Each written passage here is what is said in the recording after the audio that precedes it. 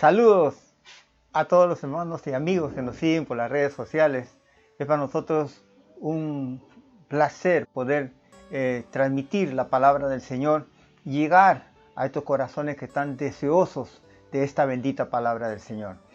Queremos saludar a todos nuestros hermanos que están allá en el extranjero, mandándonos salud, agradecimiento por esta palabra, a nuestros hermanos en Moyobamba que nos están siguiendo programa tras programa. Este es un nuevo programa, este es el programa Ministerio Gracias Señor, que está comprometido en llevar la palabra del Señor a cada uno de ustedes. Vuestro servidor, Feli Medina Macarlugú, está muy contento, muy agradecido a Dios de poder llegar con esta palabra que rogamos al Señor esté llegando a los corazones y esté siendo compartida también por vosotros a los hermanos y amigos esta bendita palabra.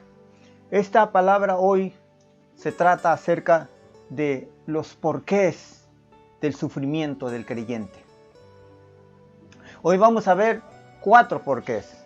Hay muchos más, ¿no? Hay muchos más, 10, 20, pero esta vez vamos a tocar 4. Yo quiero que leamos en el libro de Santiago en el capítulo 5, el versículo 10 y 11, dice lo siguiente. En el libro de Santiago, capítulo 5, versículos 10 y 11. Mira lo que dice la palabra de Dios. Hermanos míos, tomad como ejemplo de aflicción y de paciencia a los profetas que hablaron en nombre del Señor. He aquí, tenemos por bienaventurados a los que sufren. Habéis oído de la paciencia de Job y habéis visto el fin del Señor, que el Señor es muy misericordioso y compasivo. ¿Por qué sufre el creyente? Una de las porqués es por causa del pecado. Romanos capítulo 5, versículo 12, dice que por cuanto entró el pecado al mundo, por esa causa es que justamente entró el sufrimiento. En el jardín del Edén, cuando el hombre no había pecado, había felicidad, no había sufrimiento. Pero cuando entró el pecado, la desobediencia, el pecado, entró entonces el sufrimiento, entró el pecado y todas las consecuencias funestas de esto. Entonces, ¿por qué sufre el justo? ¿Por qué sufre el creyente? Porque somos pecadores. Porque si no lo fuéramos, entonces no sufriríamos. Pero somos pecadores, por eso es que el hombre sufre. Además, la palabra del Señor también, el Señor Jesús, diciéndole a sus discípulos antes de irse de este mundo, Él les aclaró el panorama. Él les habló claro, Él les dijo, en el mundo tendréis aflicción. Aseguró que en el mundo tendremos aflicción. Pero eso sí dijo, pero confiad, porque yo he vencido el mundo. Esa palabra confiar quiere decir, tengan ánimo. Entonces, el ánimo, como hemos visto en el programa anterior, es el agente vitalizador, ¿no?, de nuestra vida, la fe. Por tanto, estamos viendo las causas, y esa es una de las causas, vamos a ver, del sufrimiento del justo. Otra de las causas, por nuestras malas acciones. Queremos ver el caso de David, por ejemplo. David, dice la Biblia, que él fue llamado por Dios, escogido por Dios, y estando en el palacio, un día, él observando a una mujer que se bañaba, Betsabé, la cual era casada, y su marido estaba en la guerra, y él, dice la Biblia, que la codició, la tomó y pecó con ella, adulteró con ella. Y esto le trajo como consecuencia el sufrimiento. Y esto conlleva no solamente el sufrimiento para él, sino para sus hijos. Porque él sembró esa semilla de maldición en su hogar, que vino a redundar también en la vida de sus hijos, como lo vimos en el programa anterior, el caso de su hijo Absalón. Porque el hijo más va a hacer lo que tú haces que lo que tú dices. ¿No es cierto? Por eso de ahí siempre estoy diciendo, a nuestro hijo lo que le vamos a dejar como herencia es ejemplo, ejemplo y ejemplo. Eso es lo que vamos a dejarle a él. Y eso es lo que él va a hacer, a seguir nuestro ejemplo. Otra de las causas del por qué sufre el justo es por causa de Cristo.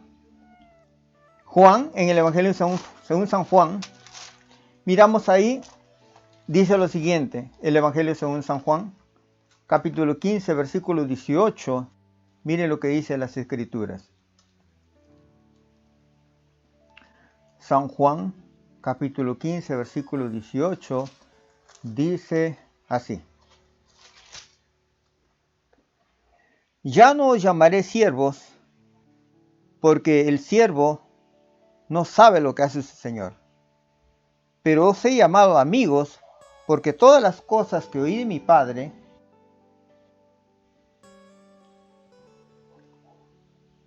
os la he dado a conocer. No me elegisteis vosotros a mí, sino que yo os elegí a vosotros, y os he puesto para que vayáis y veáis fruto, y vuestro fruto permanezca, para que todo lo que pidiereis al Padre en mi nombre, Él os lo dé. Esto os mando, que os améis unos a otros. Y mira lo que dice aquí. Si el mundo os aborrece, sabed que a mí me ha aborrecido antes que a vosotros. Si fuera del mundo, el mundo amaría lo suyo. Pero porque no soy del mundo, antes yo os elegí del mundo, por eso el mundo os aborrece. Entonces, el cristiano, el creyente, sufre por causa de Cristo. Y no solamente nosotros los que estamos trabajando en la causa de Cristo, sino un simple hermano, ahí en su trabajo, en la fábrica, sufre justamente, se burlan de él. Cada cosa que le dicen, eso trae sufrimiento para él, para su familia, porque él sufre persecución en el colegio, el bullying, a causa justamente de que es cristiano. Hermanito, ¿no? Entonces sufre por esa causa. Mateo 5:11 nos va a decir que hay una bienaventuranza en ello. Mateo capítulo 5, versículo 11, mire lo que dice. Bienaventurados, dice. Mateo 5:11. Bienaventurados sois cuando por mi causa os vituperen y os persigan y digan toda clase de mal contra vosotros mintiendo. Hay una bienaventuranza. Y esa palabra, bienaventurados, felices. Y sí, feliz es el hombre que es perseguido o que es tratado mal porque es creyente. Pero esa es una de las causas del sufrimiento también del creyente. Otra, por causa de la voluntad permisiva de Dios. Mateo 10:29, mire lo que dice ahí la palabra del Señor. Dice lo siguiente. ¿No se venden 2 pajarillos por un cuarto? Con todo, ni uno de ellos cae a tierra sin vuestro Padre, pues aún vuestros cabellos están todos contados. Entonces, la voluntad de Dios, la voluntad y voluntad absoluta y hay voluntad permisiva. Y entonces Dios tiene el control. Él hace lo que Él tiene planeado y Él desarrolla su voluntad en los hombres. Y la voluntad permisiva es que Dios permite el sufrimiento en la vida del creyente. Y entonces vemos por ejemplos, como hemos citado, hemos leído el caso de Santiago, capítulo 5, versículos 10 y 11. Dice que nosotros tenemos por bienaventurados el caso de Job, ¿verdad? Caso de Elías. Pero, ¿cuáles son esos resultados? Porque hay resultados de ese sufrimiento. Porque siempre el sufrimiento que pasa el creyente es por causas, pero también es con un propósito. ¿Cuáles son esos resultados del sufrimiento de la vida del creyente? ¿Sabes qué? Uno de los resultados de la causa del sufrimiento en el creyente es que el creyente no se olvidará de Dios. Jueces capítulo 2, versículos 20 al 23, nos muestra el tiempo en que Israel seguía al Señor, servía al Señor, comandados por Josué, pero había momentos en los cuales ellos tenían las bendiciones, ganaban las batallas, estaba todo muy bien, pero sin embargo, cuando tenían todo esto en bien, todo tenía felicidad, ellos como que les entraba la amnesia de las bendiciones, de lo que Dios había hecho con ellos, y se alejaban de Dios, y adoraban ídolos, hacían cosas malas. Entonces Dios permitía que las tribus enemigas del pueblo de Israel vinieran contra ellos. Y ellos sufrían a causa de esa intervención de esos enemigos, sufrían, y además no solamente eso, sino que plagas venían sobre ellos, y después ellos, debido a eso, se arrepentían, lloraban, volvían a Dios. Y eso lo vemos en el libro de Jueces seguido. Buscaban a Dios, después se apartaban, les venía el azote, ¿vale? Y ellos volvían nuevamente a Dios. Y entonces, esto va a permitir, este sufrimiento, va a permitir entonces que ellos no se olviden de Dios, ¿no? Estos sufrimientos, las plagas, y esta plaga que ha venido y que va a venir, porque de todas maneras van a haber estas cosas. El Señor dijo que esto habría. Mateo, si tú lees Mateo 24, Lucas 21, Marcos 13, nos habla de plagas que van a venir, terremotos. Y esto tenemos que analizar y pensar, ¿no? Porque nada nos podrá a nosotros realmente hacernos olvidar de Dios, ¿no? Más bien, esto nos va a servir para que nosotros recordemos y no olvidemos la bendición de Dios y quién es nuestro Dios. Y otra de las cosas interesantes que trae el sufrimiento en la vida del creyente es que trae un profundo relacionamiento, lo trae al creyente a una intimidad con Dios, ¿no? En el libro de Hechos vemos esos ejemplos de cómo la iglesia de Jesucristo estaba en grande tribulación, perseguida. El apóstol Pablo y todos los demás discípulos estaban siendo perseguidos, y a causa de esa persecución es que entonces ellos comenzaron a dejar todo aquello que los desunía, ¿no? Y comenzaban ellos a orar, a congregarse. Todos juntos tenían, dice, en común todas las cosas. Interesante el sufrimiento lo que trae.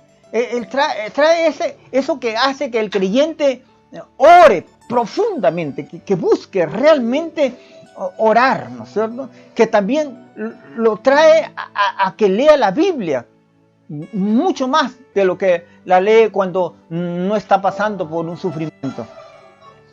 Y lo lleva a él, el sufrimiento, a predicar la palabra, a compartir la palabra de Dios a otras personas.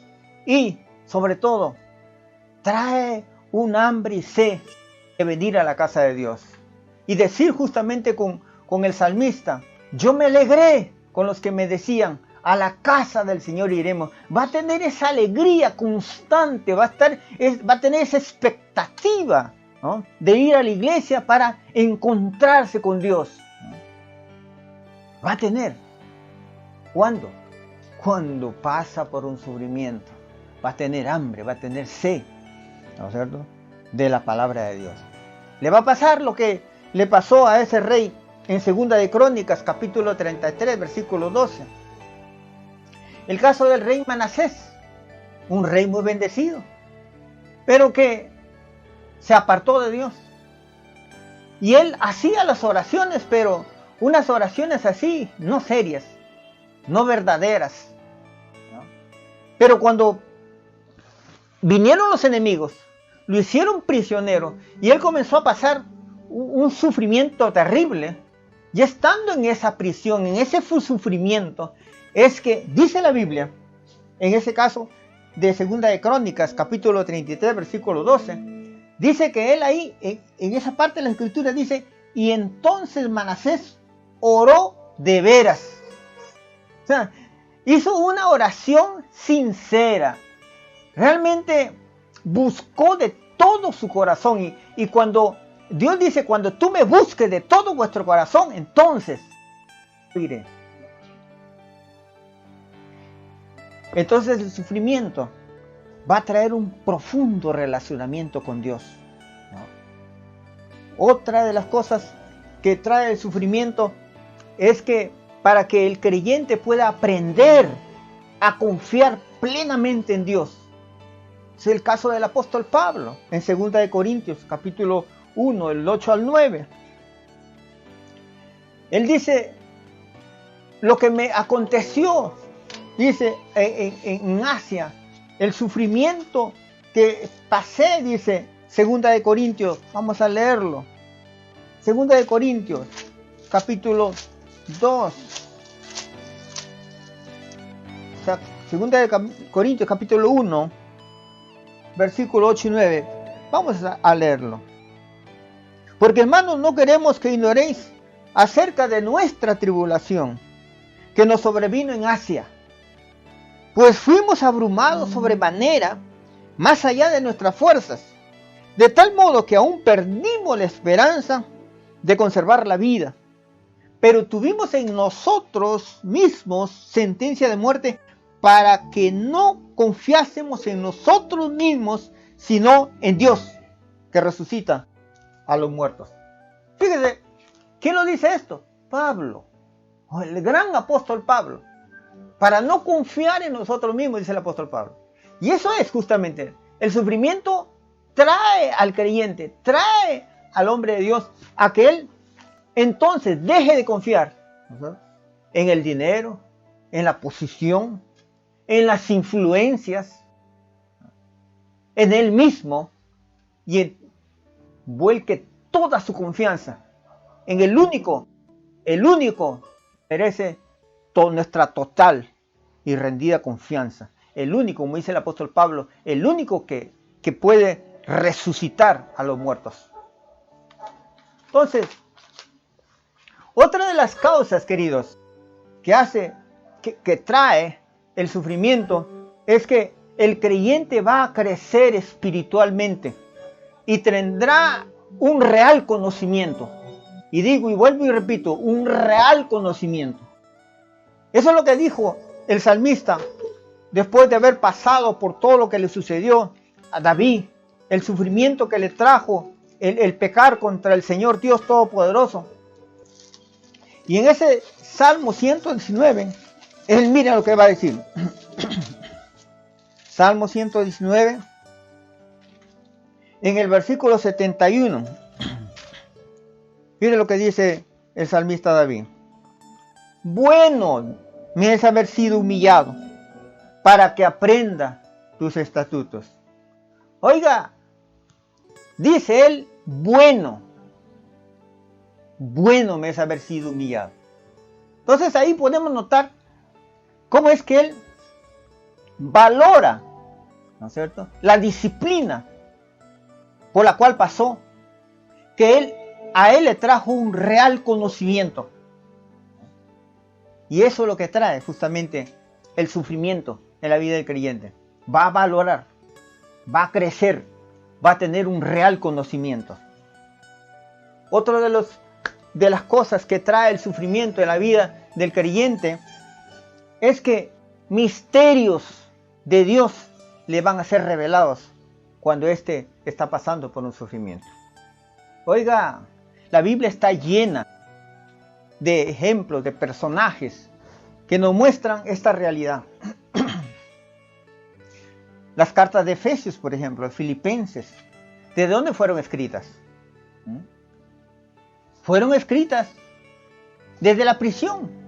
Pablo, estando en ese sufrimiento, estando en la cárcel, siendo torturado ahí, es donde justamente él escribe las cartas, y estas cartas que llaman al creyente a vivir agradecido, a dar gracias a Dios, a estar alegres. Y él dice y vuelve y repite: yo os digo, estad gozosos, estad siempre gozosos, alégrense. Fíjese, uno que está pasando por un momento de tribulación muy difícil, pero mire lo que él está diciendo. Eso es justamente el sufrimiento que está pasando, le está trayendo una conciencia verdadera de Dios.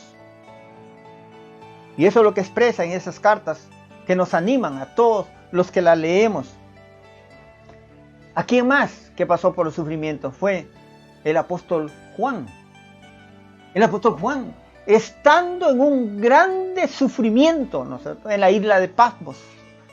Fue ahí, en ese grande sufrimiento, en esa isla, que el apóstol Juan tuvo una de las mayores revelaciones que encontramos ahí en las Escrituras, el Apocalipsis.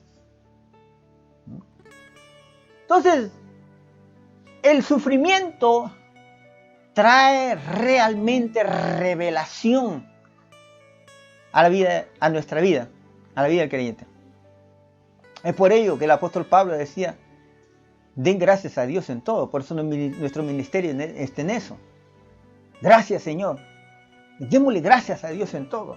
He aprendido esto, así como ellos. He aprendido, porque he pasado y sigo pasando. ¿No? Yo me acuerdo del caso en el cual pasé un tiempo difícil. El caso de la casa de mi padre. La alquilaron, pero los hombres que la alquilaron se metieron al narcotráfico. Y luego después, cuando seguimos un juicio, abrimos un juicio contra ellos, ellos me dijeron: ¿sabe qué? Vaya a quejarte a donde quieras. Nosotros hemos comprado al juez y tú vas a perder en todas instancias. Y yo peleé confiando en el Señor, luché, hice la batalla y el Señor intervino. Porque un día, cuando menos se pensaba, porque el juez estaba de parte de ellos, el juez dio la sentencia a mi favor. ¿Quién fue el que intervino? Dios. Gané el juicio. Cuando yo gané el juicio, ellos vinieron y me dijeron: ¿sabes qué? Tú has ganado, pero no vas a vivir para contarlo. Oiga, más bien, mire, fue el contrario. Porque ellos me fueron a buscar ahí donde yo estaba, en la casa que yo había tomado posición. Ya estaba ahí. En la madrugada ellos llegaron a buscarme para cumplir con lo que ellos dijeron, para matarme. Pero ¿qué creen? Ellos piensan que nosotros, nuestro Dios está en el templo, nuestro Dios está en el valle. No, no. Nuestro Dios no solo está en el cielo, Él está acá en la tierra. Y Él actúa. Y Él dice la palabra que aquel que toca a uno de mis hijos, a uno de mis ungidos, toca a la niña de mis ojos. ¿Y saben qué pasó? Que ellos llegaron a matarme. Pero el Señor, en ese momento del sufrimiento mío, porque yo estaba en un momento difícil, yo lo vi llegar, armados hasta los dientes. Pero en ese momento es que el Señor me dio una revelación, pero qué tremenda. El Señor, en ese entonces yo estaba comenzando, adolescente, estaba comenzando a estudiar el francés y el portugués. Me dijo: coge la tiza, porque ese entonces era tiza, las pizarras. Coge la tiza y escribe lo que yo te voy a decir en la pared. Y hazlo grande y tómate tu tiempo. Y yo, obediente, cogí la tiza. Y entonces hizo que me olvidara de los enemigos que estaban tras mío por la ventana. Y yo me olvidé completamente. Y me concentré a escribir lo que él me estaba dictando. ¿Y sabe lo que me dictó él? Me decía: escribe. Jehová da la sabiduría, y es de su mano que viene el conocimiento y la inteligencia. Gloria a Dios. Y esa es la verdad. Cuando tú estás en el sufrimiento, oye, escucha, tú vas a recibir mayor revelación de la cual nunca has conocido. Pues eso es lo que la palabra dice. Que Dios tiene cosas que ojo no vio, ni oído dio, ni han subido en corazón de hombre aquellos que le aman. ¿Y saben qué? Que Dios se encargó de sus enemigos. Porque en ese momento, esa madrugada, Dios escribió su sentencia de ellos. Porque en esa noche, yo al ver las noticias en la televisión, decía, fulano, sutano y mengane, salía su cara de ellos. Fueron abatidos a balazos, siendo perseguidos por la policía. Ellos que dijeron que yo iba a morir, fueron ellos los que murieron. Todos los que pasamos por un sufrimiento, vamos a recibir mayor revelación. Por eso ni te preocupes, no estés asustado. Se habla de que viene que una grande tribulación, que viene una persecución. Que venga pues. Aquí los esperamos. Nuestro Dios no se ha cortado su mano del Señor para librar. El sufrimiento trae también grande poder y autoridad en el creyente. El apóstol Pablo escribe en 1 Corintios, capítulo 2, versículos 9 y 10. 1 Corintios, capítulo 2, fíjense lo que el apóstol Pablo escribe. Dice el apóstol Pablo: antes bien, como está escrito, cosas que ojo no vio, ni oído yo, ni han subido en corazón de hombre, son las que Dios ha preparado para los que le aman. Pero Dios nos las reveló a nosotros por el Espíritu, porque el Espíritu todo lo escudriña, aún lo profundo de Dios. El sufrimiento trae un grande poder y autoridad en la vida del creyente. Y esto me trae a pensar en aquel tiempo cuando los comunistas tomaron, Mao Zedong y toda esa camada de comunistas tomaron el poder en la China. En aquella época la iglesia cristiana tenía un promedio de 800,000 miembros, la iglesia cristiana, ahí en la China. Y cerraron todas las iglesias, comenzaron a perseguir a los cristianos, a prohibir los cultos. Y los hermanos tuvieron que ir al campo, en las cuevas, y pasar por un sufrimiento tremendo. Y pasado el tiempo, pasados los años, se pensó, algunos pensaron y dijeron, ya desapareció la iglesia, ¿no? Pero el Señor dice en su palabra que ni aún las puertas del Hades prevalecerán contra la iglesia. Y eso es verdad. ¿Saben qué? Cuando de ahí pues se pasó los años, agencias misioneras comenzaron a hacer un balance de la población de cristianos que había, los que habían quedado, pensaron ellos. ¿Y saben qué, hermanos queridos? Cuando terminaron de hacer el balance, ellos hallaron que habían quedado 800,000 miembros cuando entraron los comunistas al poder. Pero cuando pasó el tiempo, ¿saben cuántos habían, hermanos? Había 50 millones de creyentes en el Señor. El sufrimiento lo que hace, le hace un gran bien al creyente.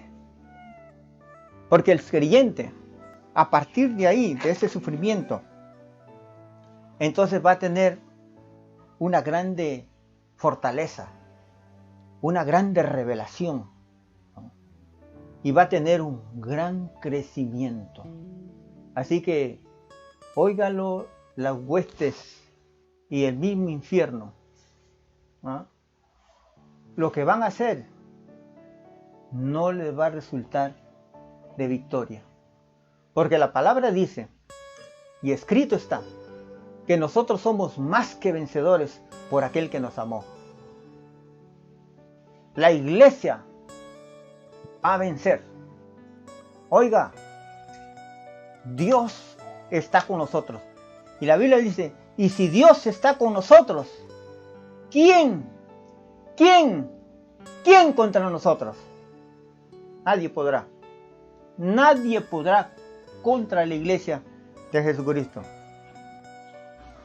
Eso está escrito, sellado con la sangre de Jesucristo. Dios bendiga tu vida. Dios te anime en este tiempo difícil y en los tiempos que se avecinan, que son difíciles y lo podemos ver ya. Pero grande es el Señor. Y que esto no te desanime. No te desanime. Pablo escribe de que nadie nos separará del amor de Dios. Ni hambre, ni angustia, ni persecución, ni tribulación. Nadie. Y eso grabémoslo ahí, con cincel en unas láminas de oro. Grabémoslo. Nadie nos va a separar del amor de Dios en Cristo Jesús, Señor nuestro. Dios bendiga a cada uno de los que están siguiendo estas enseñanzas y rogamos a cada uno de ustedes las compartan. Por favor, se lo rogamos, compártanlas. Mucha gente necesita una palabra de ánimo, una palabra de exhortación. Por favor, se lo rogamos. Dios les bendiga. Dios les bendiga.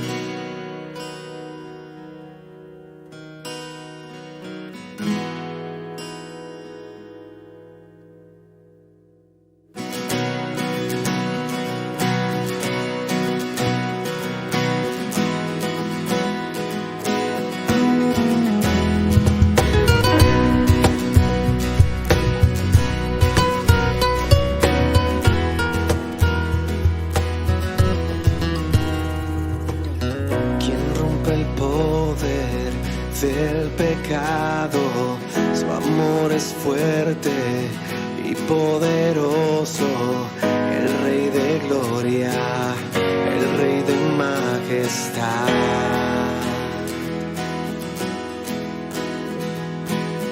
Conmueve el mundo con su estruendo y nos asombra con maravillas, el Rey de gloria, el Rey de majestad. Gracias sublimes, perfecto es tu amor. Tomaste mi lugar, cargaste tú mi cruz.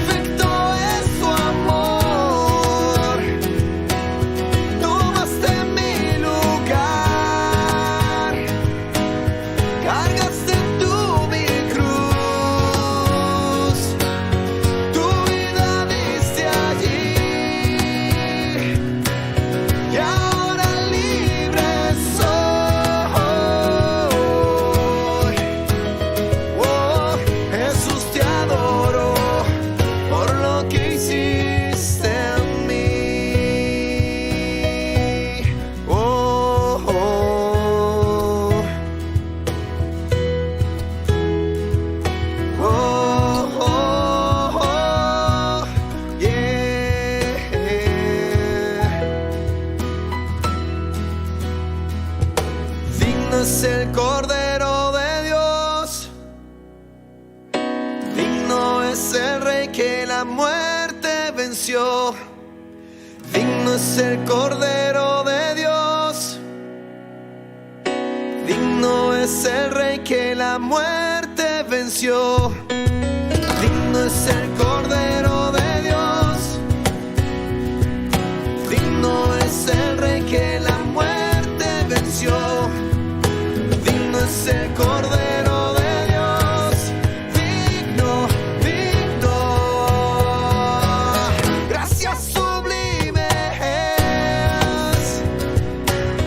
Perfecto es tu amor. Tomaste mi lugar. Cargaste tú mi cruz. Tu vida dice allí que ahora libre soy. Oh, Jesús, te adoro por lo que hiciste en mí. Oh, oh. Gracias sublimes. Perfecto es tu amor.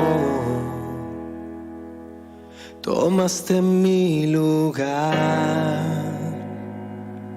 Cargaste tú mi cruz. Tu vida dice allí